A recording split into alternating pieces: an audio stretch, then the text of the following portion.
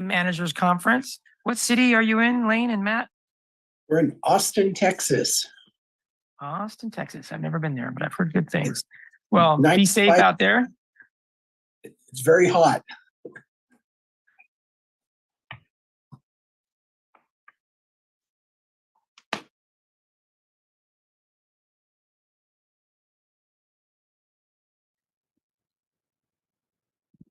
Councilmember Vischer, Here. Councilmember Biala, Here. Councilmember McCarthy.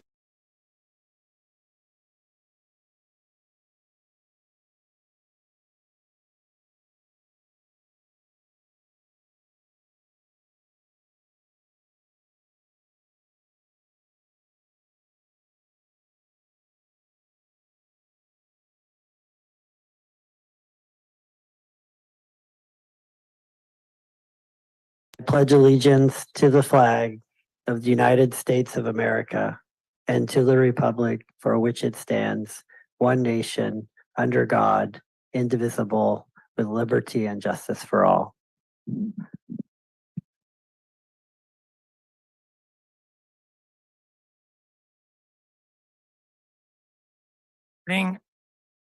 Our fire department's open house, and our chief of fire department, Doug McCowan, will present that. Coming up October 10th. Not to steal it. Kids in all ages. Good, thank you, Mayor. Really excited. I hope that everybody's able to come out next Tuesday. We're having our national open house. Some of the highlights this year, we're going to have Clarence the Clown will be there donating his live fire cooking demonstrations. The theme this year is going to be Cooking Safety Starts With You. Pay attention to fire prevention. We'll also see a turnout drill competition. We'll have a kids mini firefighter obstacle course. We'll have face painting, balloons, a DJ. Our local Marina hula dance performance will be here.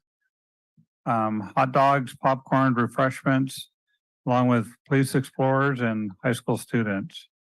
And for our food vendors, we have a new Filipino restaurant, be one of the food vendors there. Tara Mangankini, which means let's go eat. We have new teas, shakes, protein waffle bowls from Luxury Nutrition, cheesecake, Dream Nations, a taqueria truck, El Perigo catering truck, and the local round table, and Lucky's are sponsoring some food for our volunteers. Some of our vendor display tables will include, we're going to have a Monterey for Maui benefit that those people are fundraising for the people that lost all their homes in Maui. We'll have AMR, we'll have the Red Cross, Save the Whales, Joby, Marina PD, Mira, the Fish and Wildlife with their taxidermy display, PG&E demo, the Marina Youth Arts, Friends of the Marina Library, Monterey Bay Football Club, the Green Waste, and Cub Scouts. I also like to make a special mention that we're going to have the Red Cross is going to have a table there, and they're going to be signing up people that may need a smoke detector in their home. And so we're also going to be doing a big event with Red Cross on the 28th of December to install smoke detectors in those homes that need it. So it's going to be a lot of people there, be a lot of fun, and look forward to seeing you all next week. All right. Thank you very much, Chief. We'll move into council and staff announcements. I'll mention that I attended the induction of the new Monterey Peninsula College president, Marshall Fulbright. He's been there for 3 months, but they had his sort of welcoming ceremony called an induction at MPC, and a lot of folks there, and it was really a great time to talk about academics at the community college level. And the next night we had an NAACP annual Freedom Banquet, and it was packed, and lots of folks there who have been committed to basically diversity and helping those of us that are less fortunate. So that's always a good event. And our supervisor, Wendy Askew, was a big part of that ceremony. And Monterey Mayor Tyler Williamson was the MC of the event. Fun, upbeat approach to MCing. So it was a good event at the NAACP. Other than that, I just want to say thanks to all the volunteers around the city that keep coming out. There was a wonderful bingo event fundraiser in the community center that Marina Foundation put on. Every Saturday, there's volunteers coming out at Lock Padden Park, and there was a huge cleanup Sunday, picking up a really nasty abandoned dump site from unauthorized camping. And so the volunteers continue to come out, and we appreciate it very much. Let's go to Councilmember Biala. Thank you, Mr. Mayor. I just wanted to announce that our Marina City Sisters program is going to be launched next week with the city of Namwon from South Korea. Right before the next week's joint meeting with the city and I'm sorry, with the council and planning commissioners on objective design standards. That's happening at 6 o'clock at the City Hall chambers here. And 1 hour before at 5 o'clock, the public is invited to welcome our 5 delegates from South Korea, and we will have light refreshments here in the hall. So everyone is welcome. Thank you. Thank you, Kathy. Let's go to Councilmember McCarthy. Thank you, Mr. Mayor. 2 weeks ago, I attended the League of California Cities Annual General Conference. It was really a fantastic conference. I'm very grateful for the council for approving us sending a voting delegate. As it turns out, there were no petitions or things to vote on this year. I guess it's the first time that's happened in many years. Having said that, I walked away with a tremendous amount of information from both exhibitors, conference sessions, and just general networking.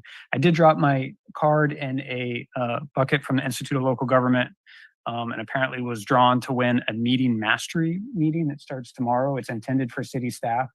If anyone's interested, contact me. I'm happy to forward you the information. It's a 2-day. It's a pretty exhaustive thing, but I can forward it to you. And I think it's like a $600 would be the cost if my card wasn't drawn. So I see Guido raising his hand, and I'm going to send that to him after this meeting. And the last thing I'll say is the League of California Cities has a variety of diversity caucuses, of which I attended all of those meetings. It was just such a great experience to see, kind of listen to the values of these different caucuses and network and get to know those folks. So thank you, Mr. Mayor. Thanks for attending that. Let's go back to Councilmember Biala. Thank you, Mr. Mayor. I'd also forgot to mention the other sister city that that Marina's sister city program has entailed. And it's a friendship city with the Japanese city Izunokuni, and the same actual time when the South Korean delegation is going to be here. The remote Zoom student exchange program is going to be happening next Thursday. The public is not going to be involved. Marina High School with the principal Rebecca Tyson and the vice principal Kyle Van Sant.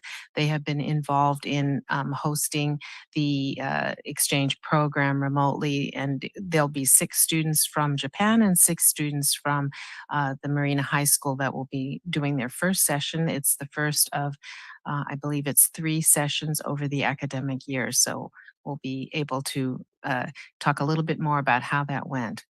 Thank you, Mr. Mayor. Thank you, Kathy. So let's move on to public comment.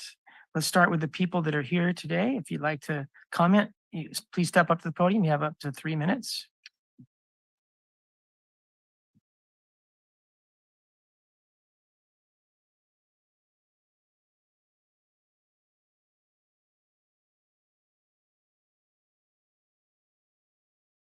Oh, thank you. My name is Chandler Rowland. I'm a Marina resident. My subject is the MST Project Surf Program, whereby 2 express bus lanes will be built from the Marina Transit Station, destroying 6 miles of environmental landscape and recreational activities, to the Sand City Transit Station. The MST General Manager indicates in a September 7th, 2023 email to me that MSD does not report data regarding the passenger ridership totals for the only 2022 existing route express trips between these two transit stations. In the 2022 MST annual report, MST staff sponsored over 90 gatherings for public feedback on the SURF program. But this same MST organization is unable to survey passenger readership totals between these two transit stations. The cost would be zero because the MST bus drivers could gather and record this information. My informal biased survey through recent passengers using the Route 20 Express trips between the two transit stations indicates an average of 3 passengers for each 40-seat bus trip. Yet MST states they expect 880,000 riders a year using the newly completed Surf Express bus lanes. MST once again misleads Monterey citizens and city council members on the questionable benefits of this possible 100 million taxpayer project. Thank you, Phil. Let's go to anybody in the remote audience.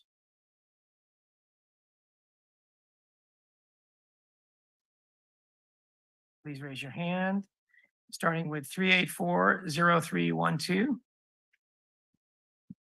If you are at 384-0312, can you co-host me, please, Doug? I was signed off and had to come back on. And if you could help unmute 384-0312. Hello? Yes, Hello? hello, we can hear you. Yes, hello. Oh, good. Okay, sorry, I don't know what happened there. Good evening. Margaret Ann Coppernoll speaking.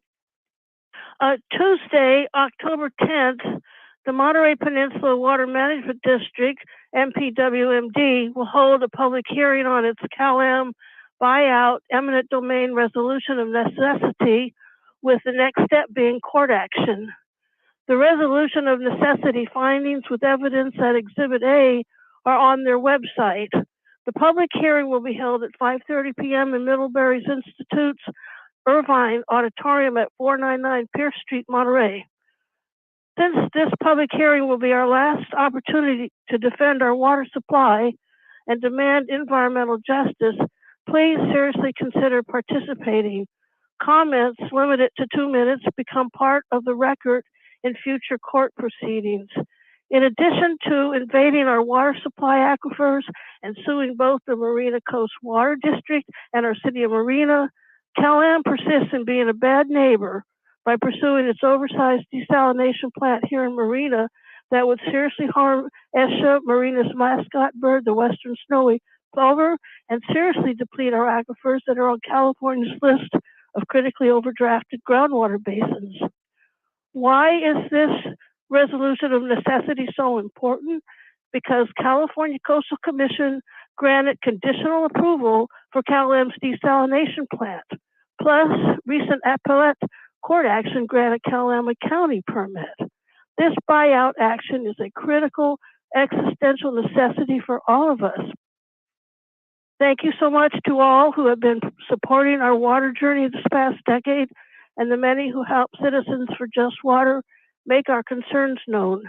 As one of the co-founders of Citizens for Just Water in November 2016, I am very grateful and proud of you for all you have done for Marina and our Monterey Peninsula neighbors. God bless you for your outstanding citizenship and patriotic support for our constitutional rights and values, and for heroically fighting to save and protect our water. Thank you, Marina. All right. Thank you, Mac, for such well-stated comments. Anyone else wishing to speak tonight, please raise your hand before we close public comment. We'll give you another moment. All right, seeing no hands go up, we'll close public comment. Oh, Tommy Balea, let's open public comment for Tommy, and then we'll give everyone else another moment. Go ahead, Tommy. Good evening. Yeah, good evening, Mayor, City Council. Yeah, I kind of disagree with that building of that MST project, that special electric bus lane. I mean, that to me ruins a lot of frontage land there toward the ocean. I just don't see it being utilized to the extent where they think it's going to be. The bridges that the buses will be going under, none of those bridges are earthquake reinforced. If you want to see a bridge that's earthquake reinforced, you would have to go to the Fort Ord Main Gate Bridge and look at the center columns. And of course, look at the bridge in front of Seaside High. Those have been earthquake reinforced. Somehow during after the Loma Prieta earthquake, they got funding, and of course we didn't.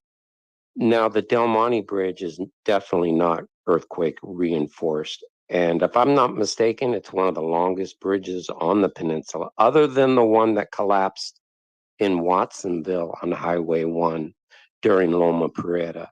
So none of the bridges in Marina are earthquake reinforced, including Imjin Bridge there on Highway 1. So, and all the other bridges that go over the freeway and over the railroad tracks, those are not earthquake reinforced. Just wanted to show that things were retrofitted after an earthquake, but somehow Marina or all of Marina's bridges were not included in that retrofit. So you have to start thinking ahead and look at retrofitting those bridges for any major project, especially going under those bridges. And the other thing, I guess you guys are mentioning fire prevention. I just like to say a few things that fires have been going on. It would be a good idea. I don't know, to me, since I've looked on Google Maps on all the fires in Fort Ord, and there's been over, I counted more than 13 fires. So I think it would be a good idea just to text everybody in Marina if there's a fire.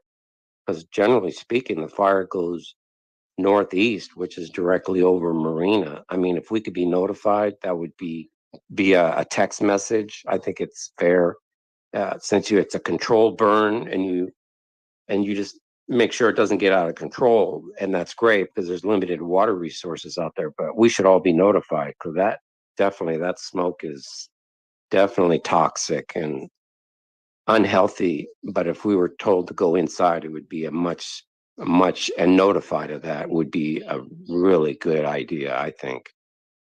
Have a good evening. Thank you very much, Tommy. And we'll go ahead and close public comment, seeing no other hands raised. And move on to our consent agenda. Does anyone on council have any brief question or comment or wish to pull anything? All right. Would it all motion that we approve our consent calendar? A second. All right. Any comments before we go to a vote? Okay. All in favor, please say aye. Aye. Aye. That motion passes 4-0 with the 4 of us present. And we move on to our first of 2 public hearings regarding affordable housing overlay. And I'm assuming that our Development Director Guido Persicone is going to lead us through that. I will, Mr. Mayor. Thank you. I'm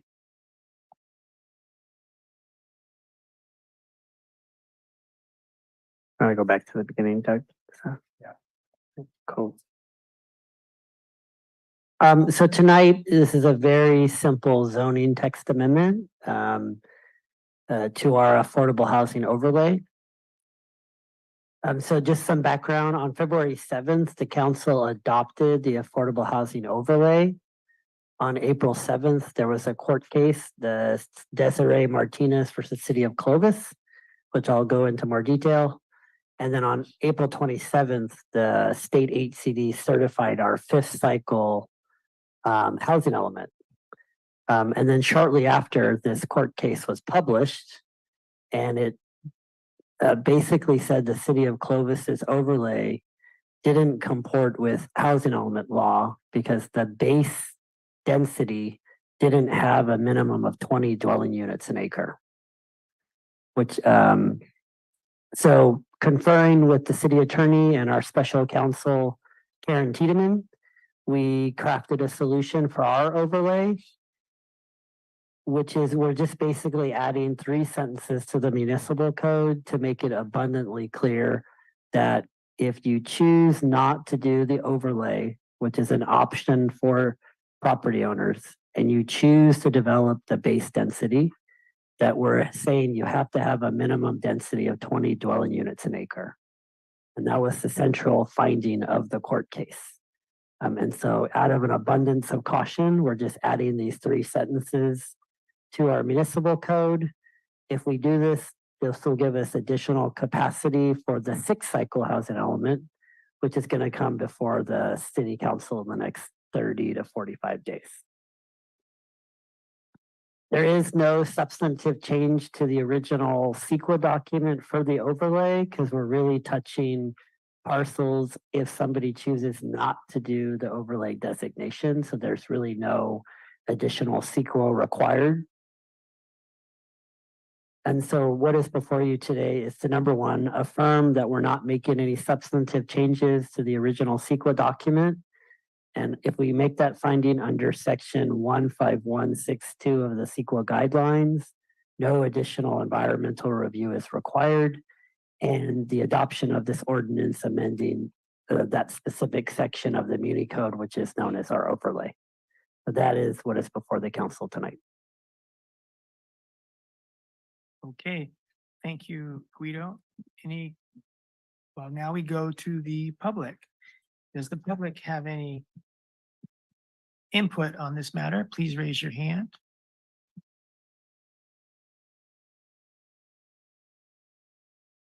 Not seeing anyone wishing to speak, we'll close public comment.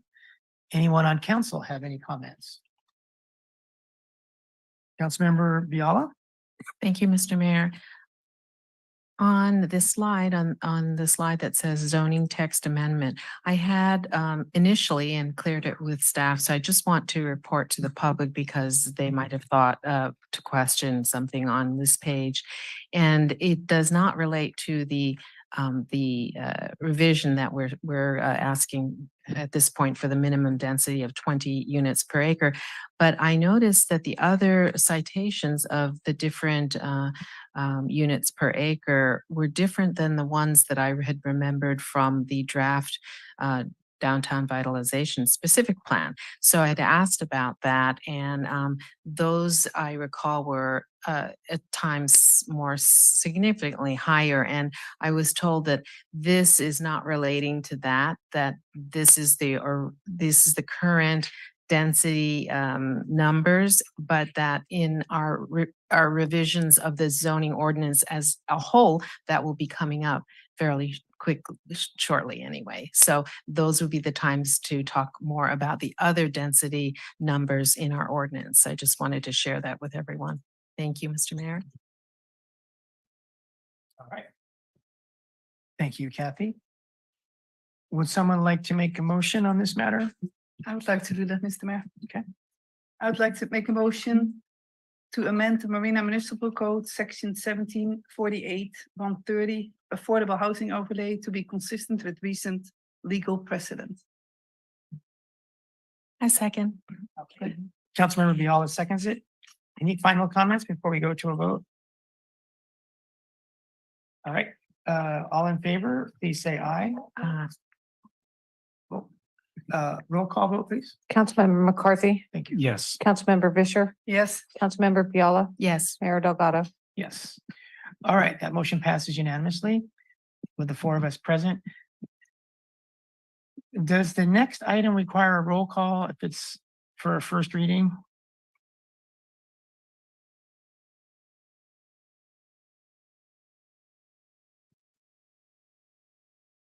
Through the mayor, whenever you have an ordinance, even if it's the first reading, it's a roll call vote. Okay. It regards a moratorium on cutting on restructured or slurry sealed streets in the city of Marina. And this is a Brian McMinn, Department of Public Works item. Thank you, Brian. Thank you, Mayor and members of council. Edry Del Santos will be making a presentation, but just kind of wanted to preface this. The city's done a lot of work to get funding in place. We're looking at investing $20 million into our streets over the next 3 years.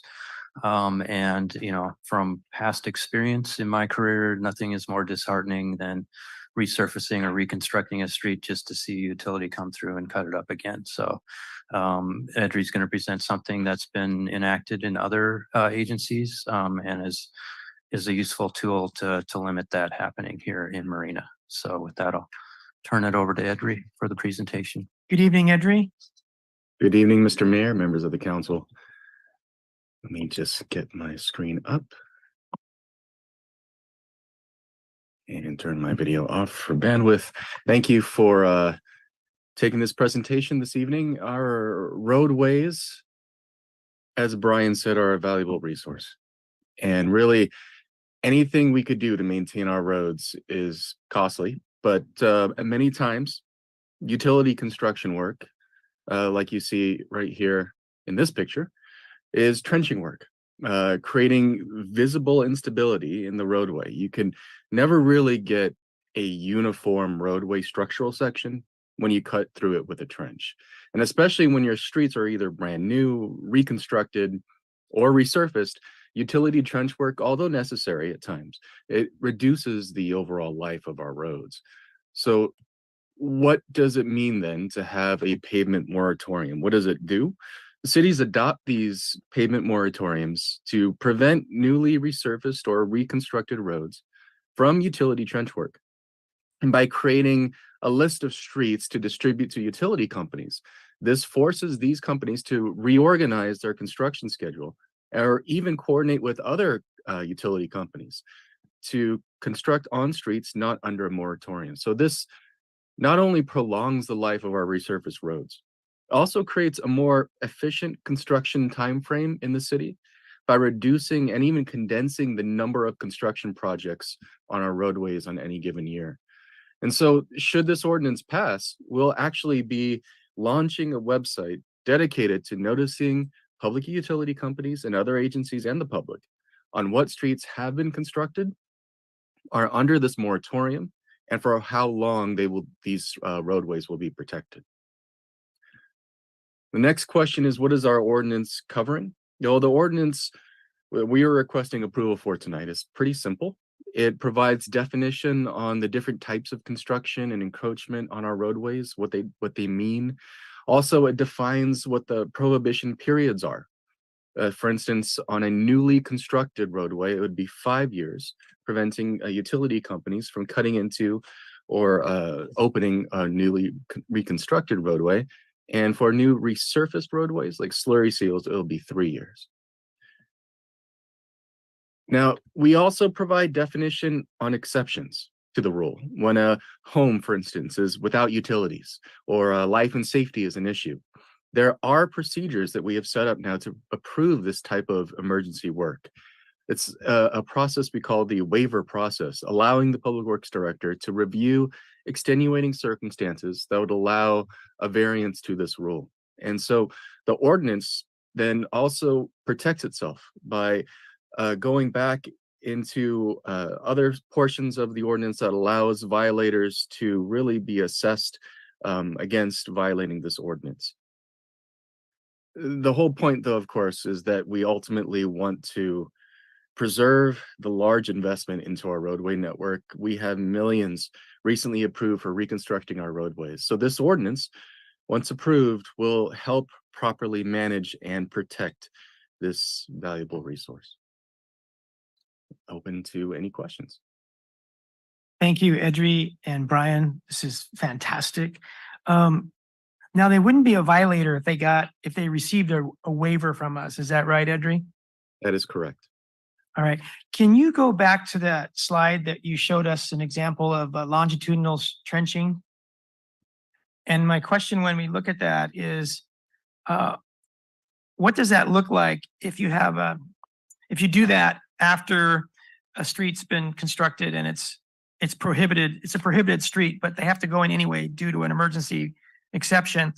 And then you have in 15.60.060 pavement repair requirements to fix it after the waiver was granted and the construction is done.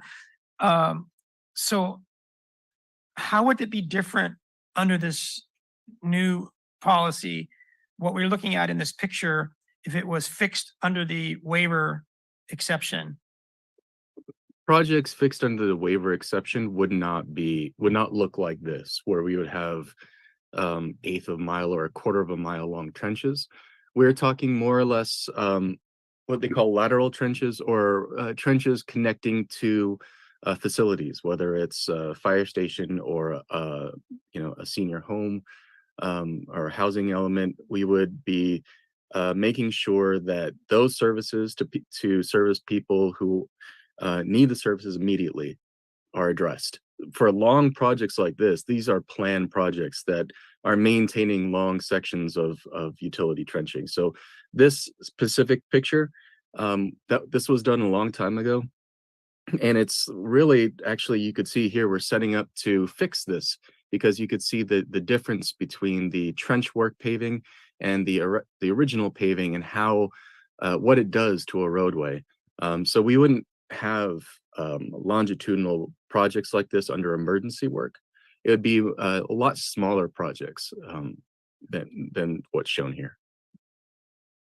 Okay, let's say that there's a pipe burst and it's a 30-foot section of what we're looking at here instead of a quarter mile long, Sure. but it's still a longitudinal section. It's just, let's say it's 30 feet long. Yes. And they had to go in and fix a pipe under emergency waiver. What would it look like different than this for 30 feet? So part of our restoration details that we've added on and adopted as standards would then be the restoration of the full lane width. So instead of trenching, you could see the lane. Let me put my arrow here. You could see the lane width actually wasn't fully trenched. So our new detail and new standards would restore the entire travel lane, so that we would have a uniform travel lane once the patch is done. And when you did a new lane in its entirety, wouldn't there still be edges on both sides that would look like these two edges? Yes, but the edges would actually be within the actual divider lanes or divider lines, where you do not have wheel traffic, and where normally you could actually see the pavement crease, or where two pavement sections meet. This is a normal practice in paving work, and it's the minimum amount of impact to our pavement section. So what we would be doing then is creating a brand new paving lane. And when you have cuts into the lane like this, where our wheel travel would actually be right on the trench lane, that's when you get these little pops coming off of the trench, and you get a deterioration of the pavement a lot faster. All right, thank you. It's great work. I have another question, but I think my time is pretty much up. Brian, did you have input?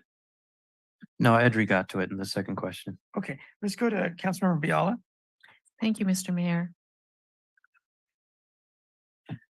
Kathy, let's hold up because I forgot to go to public comment, which we're supposed to do first.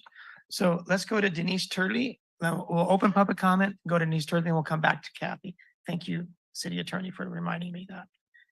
Okay, Denise, welcome and good evening. Good evening. Hi. This is a very important issue, and we want to thank the council for addressing it. It causes, yes, it causes wear on your streets, but it also causes excess wear on every citizen's vehicle, whether you live in Marina or not.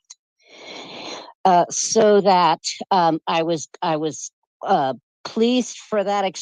So farther down the line, is there a possibility that a repeat violator of this thing, how many tickets do you have to incur before you're sanctioned as a business, would be my question. And hopefully we don't ever get there. Thank you. Good evening. Thank you very much, Denise. Let's go to Jeff Markham. Good evening, Jeff. Thank you, Mayor. Thank you, Council. looking at some of the trenching work that's been done previously, it's a combination, I think, of cutting through the road surface, but also I think of inadequate resurfacing. It's done, I think, on the cheap a lot of times. And so the quality of what's repaired back is not what the original road surface would even be like. So I think the wear is high because of the poor quality of resurfacing. It's good to have a moratorium to delay when that happens, but when it does happen, having standards about what the utility companies have to do to conform to the existing roadway, I think should also be considered. Thank you. Thank you very much, Jeff. We'll give everyone another moment for public comment. If you wish to raise your hand, please do so.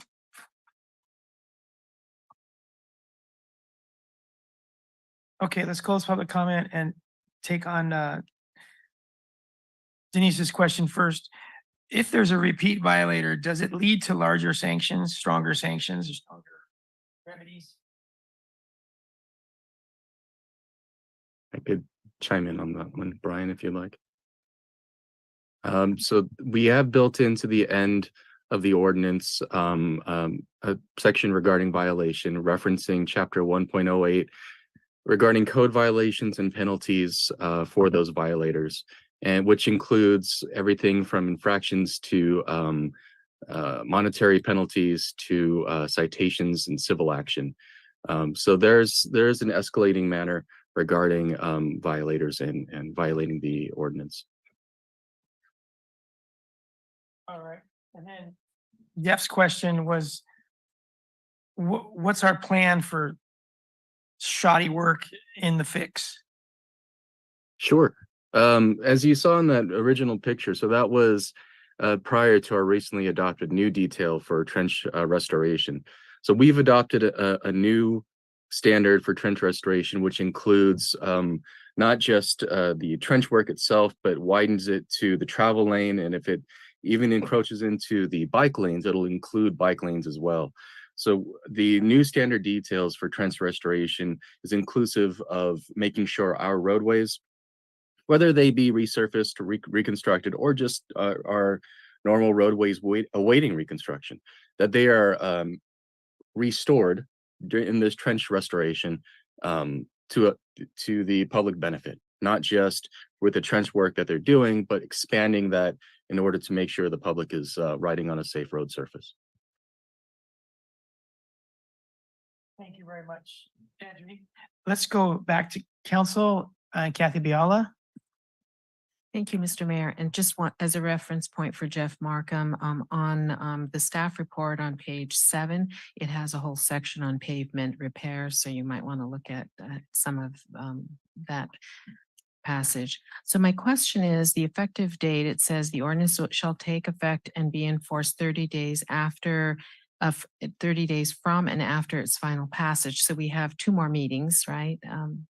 One more, just one more. Okay. And it's presumably going to be fairly quickly, not like 6 months from now. So yeah. Yeah, typically, if there aren't any substantive changes to the ordinance itself, it will come back at the next council meeting. Oh, okay. And so the ordinance would be in place before our next resurfacing or reconstruction project. Great. And another question then. So at this moment, prior to us having an effective date, are there any anticipated excavations already in the works, or there are none at this point? We do have some encroachment permits that are issued to utility companies. I think there's some of it's happening around Imjin Parkway, so a lot of that will be addressed with the Imjin Parkway widening. There is some work going on out at the airport, and PG&E has some work over here at Del Monte and Reservation that they're working on.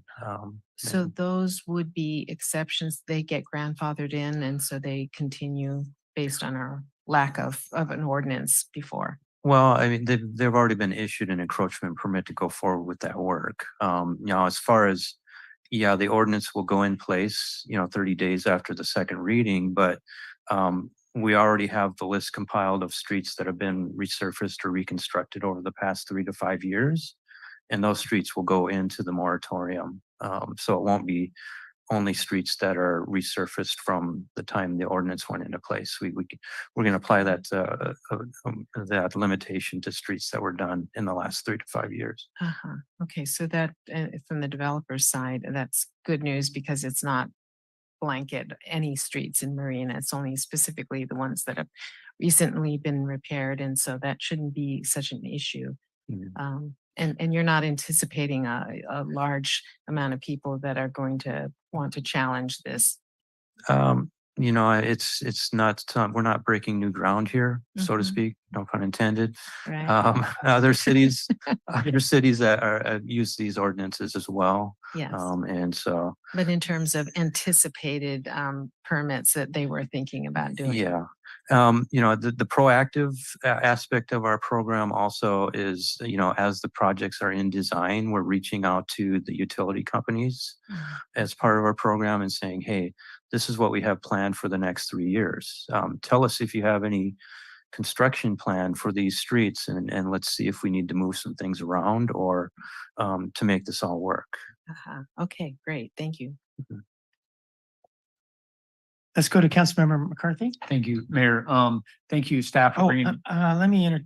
I'm so sorry, Brian. Our city manager's had his hand up for a while. Do you mind if we go to him first? Not at all. Thank you, Lane, for being patient. Thank you, Mayor. I just wanted to bring up another point to Jeff Markham's question. Andrew had talked about that we do have standards in place, but we also, everyone has to pull a permit, and we have inspectors that inspect all that work. And so we actually have inspectors that verify that work is done according to the appropriate standards. So Lane, I think Jeff's comment was that his experience observations have been that there's low quality work in the city on these repair jobs. So if they haven't being inspected, it doesn't reason out that they're poor quality if they're left to be that way. Well, they shouldn't be that way because everything, we have inspectors that verify, and they don't sign off until it's verified that it does meet our standards. Okay. Thank you, Lane. All right, let's return to Brian. Thank you, Brian, for Thank you, Mayor. Actually, the comments were timely, but first I want to thank staff for bringing this forward because to me, these are the kind of common sense ordinances that frankly just make sense, and they demand that our community gets the same kind of high quality work that many more affluent communities receive. So I'm very appreciative. I do have a couple questions. One, at a city council meeting a couple months ago, we talked about this thing called a T-cut, and I didn't see that language anywhere in the ordinance.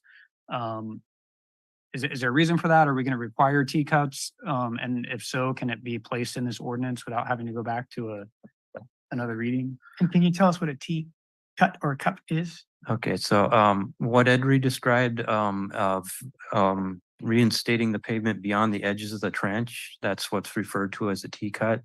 Our current standard for encroachment permits is a T-cut, and there are certain situations where they have to expand that. This ordinance goes beyond the T-cut and actually makes it more expansive to the lane width itself. So this is enhanced over and above what the utilities would be held to our normal T-cut. Okay, thank you. And then just kind of following the comments from the city manager and Mr. Markham, I know I've seen standards from a number of different cities. I kind of took a look at Pleasanton, just some cities that have robust regular pavement standards outside of a moratorium, and they did seem a lot more robust than what Marina has. And so I'm just wondering if staff might think that at some point in the future, it might be worth looking at our existing standards and making those more robust, so that we do receive high quality work all of the time, not just outside, not just inside of a moratorium. Yeah, we can certainly look into that. And the last thing I'll say is there's a lot of language in here that says to the satisfaction of the engineer, and City Manager Lane Long mentioned that we have this inspection process. And I would just encourage the city to really take advantage of that opportunity to inspect and really require good work. I mean, there is, I think, some level of subjectivity to what happens there. And you know, you can't be there all the time to see exactly what they're doing. And once the pavement is laid, you don't really know what's underneath it, right, to some extent. But I would agree with the public comment that some of the work that's been done has not been super high quality. And I just think Marina can do better in that respect. And I know that takes staff time and maybe staff time that we don't have. But it's a comment that I have and I want to share with the council and staff. Thank you, Mayor. Thank you. Brian, can you speak to that? Is it your experience that we don't have enough staff, or is it your experience that we get high quality fixes all the time because we expect them all the time, inspect them all the time? Well, I'd say it's not a question of having the inspection staff available for the encroachment permits. We know when the encroachment permits are issued, we have 2 inspectors on staff.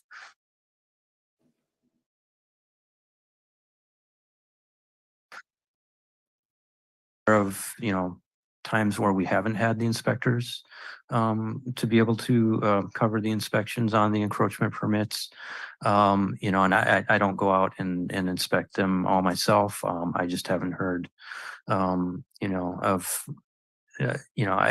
would hear if there was a lot of rejection work.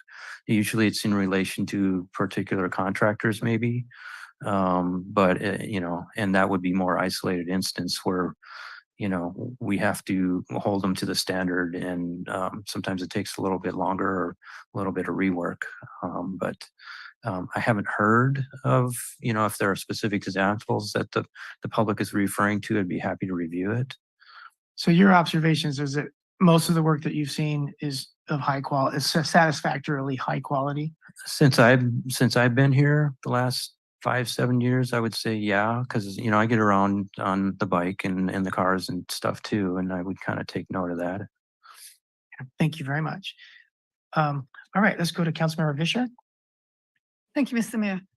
I know that staff is working on providing for the public an overview of all the street segments, so everybody can see whether when their street is due to be repaired, how soon or not, and how far is staff with that? Because that will also be helpful for this when people see, hey, my street is being cut up again. Has it been at least 3 or 5 years since work was done? Yeah, I would say, we did present to the Public Works Commission, received comments. The consultants have incorporated the comments into the websites, and now we're working with staff to get it all linked up to the city's website. So it could be as early as the end of this week, where we can go live with the website and people will be able to see, what streets are scheduled for work over the next 3 years. And the moratorium portions of that will be available once the ordinance goes live. So thank you. I think that will be really helpful for anybody. And I would like to thank staff for this, because this makes, like others already mentioned, makes a lot of sense, not cutting up streets that have been just recently repaired. Thank you. Thank you, Mr. Mayor. Thank you. Let's go to Councilmember Biala.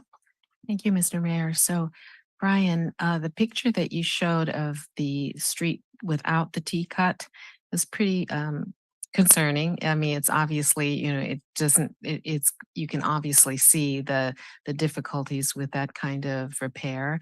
And then and the city, it looks like we're repairing it now. We're going to go back and resurface it. That looks like a costly job. And is there any sharing with the utility company to help us restore that piece of I repair? think that one was a pretty old trench restoration cut there. I don't know that we didn't go back and try to get the utility company to participate in that one in that instance. But going forward, we shouldn't have Right. those types of things to deal with. So Okay. Yeah. Thank you. All right. We have this language under the pavement repair section of tonight's ordinance proposed that has been referred to earlier, that says all lanes that are affected shall be resurfaced to the satisfaction of the engineer. How is that different than the current? I mean, don't we probably have language in our current ordinance that the engineer has to be satisfied before he says green light, you're done? Or she? So, yeah, that applies to all encroachment permits now. I think what it speaks to is the difference between a T-cut trench outside of the moratorium versus a cut in the moratorium, where they're talking about the full width of the lanes to the satisfaction of the engineer. Okay, so the satisfaction of the engineer on old city work is a lower bar then will be the satisfaction of the engineer in the future on younger than 5-year repaired streets? So, I guess I want to characterize it as, we're inspecting it. We're requiring them to do it to the standards we have for T-trenches now, or full width under the moratorium. And, if the city and the inspectors are doing their job correctly, these repairs should last longer than that example that we saw there. Okay. So, okay. The Imgen Parkway bikeway that's eastbound. So let's say you're going from REI to Salinas and you're on Imgen Parkway on a bike on that separated bike lane. A lot of work's been done recently for utility-like projects. And it's been about a year and a half since it's been working, and it's still a rough place. Is that in process? Yes, that one is still in process. They had some fittings on the pipe and connections that, I'm not in the loop on all their communications as to, with Marina Coast Water District on that one, but that was delayed due to supply chain issues, and there's still some work that needs to be completed there. Okay. And then what happens to these new fixes, the new projects that we do? Like you mentioned, a 3-year schedule coming up, to those projects after 5 years. They become like any of the streets outside the moratorium. Okay. If the utility company wants to do a cut in it after the 3 to 5 years, then they're held to the T-trench standard. Okay. So it gets back for me what Councilmember McCarthy said. If as soon as possible we upgrade our new projects so that old roads that get cut up have standards. To what degree can we increase the bar for these streets that are being encroached that aren't covered by tonight's ordinance? I guess we look at that. Edry, what's your experience with that? Sometimes we hear pushback. I don't know if it's illegal, from a legal position, or it's just they're concerned about costs. But I'm just not familiar if you encountered any legal challenges over the standards, Edry. No, what we did find though, as our standard details were, that's a bad echo, sorry. Trying to fix that. Our standard details were inadequate in terms of there were gaps in providing contractors or even in definition of how to restore trenches. So the most recent adopted trench restoration detail now fixes that, incorporates all our current standards, exceeds what we had previously had for restoration in terms of lane widths, now incorporating bike lanes, and whether or not if it's in the center lane, now they have to incorporate both lanes. So our details now definitely incorporate a larger swath of our roadway restoration rather than just facilitating the construction work that the contractor would like to do. And Edry, are you referring to what's before us tonight, or is there something else? Oh, so it's something we've And Lane, recently go ahead, adopted. Lane, if you have input. Oh, please. Yeah, I think, Mayor and the council, that you're raising some good points in that we'll go back and, because I think what your issue is, you're saying after the moratorium, what are our standards? And we'll look at that and we'll come back to you because what I'm hearing is under the moratorium, we have standards that you have to pay for that whole length. And then after that, you don't have to. And we may, what I'm hearing is you want us to look at that. And I think that's a good thing for us to look at. And we'll come back and report to you on that of whether or not that's appropriate to do. So I think that those are some good questions brought up. Yeah, I think what we would want is no matter what it is, how long it's been, that you repair it to be as good of a condition as it was before you cut into it, and as good as condition as the surrounding area that you cut into. So you're not the lowest bar. You know what I mean? Exactly. All right.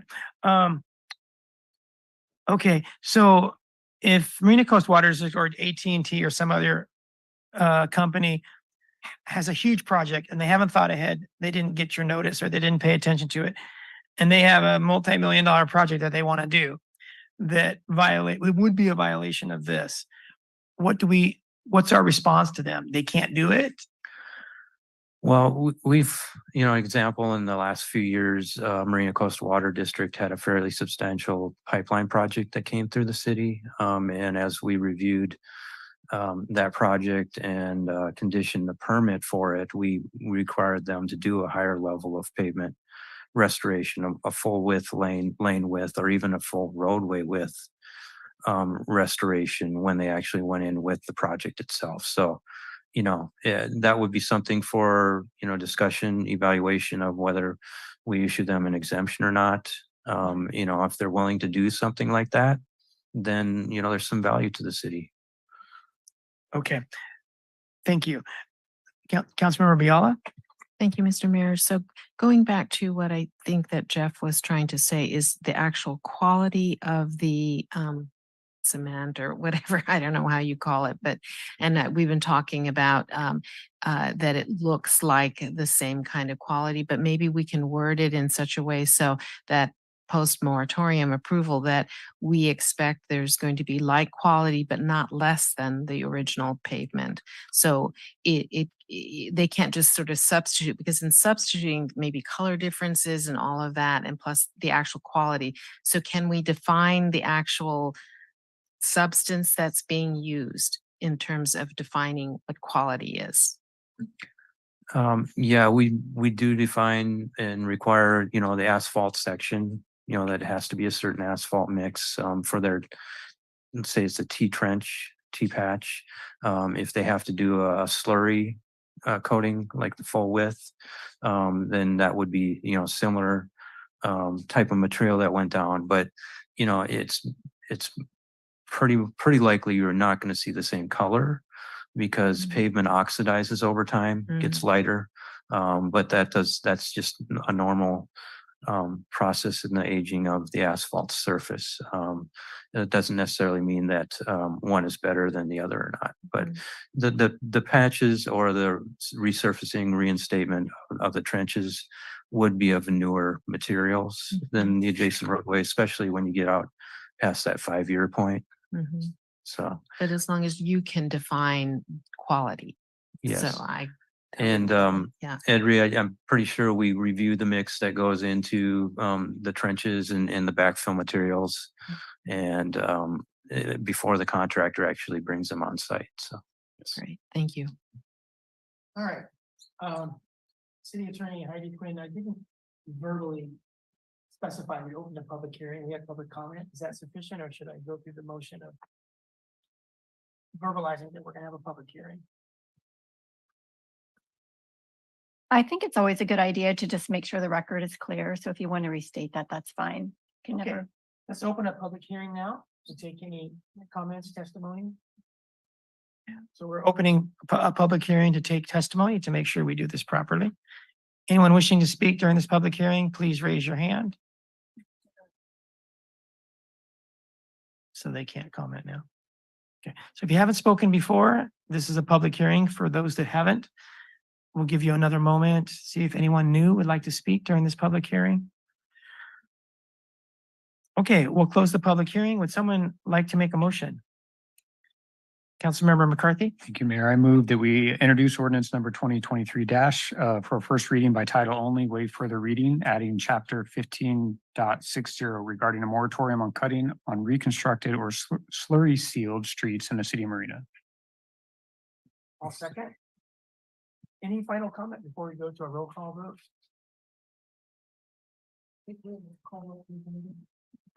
Councilmember Risher, Yes. Councilmember McCarthy. Yes. Councilmember Biala, Yes. Mayor Delgado. Yes. So that concludes our, well, that passes unanimously 4-0, and that concludes our action items tonight. The Monterey County Mayor's Association will be meeting this Friday down in King City, and I'll be carpooling with the Sand City, Delray Oaks, and Pacific Grove mayor.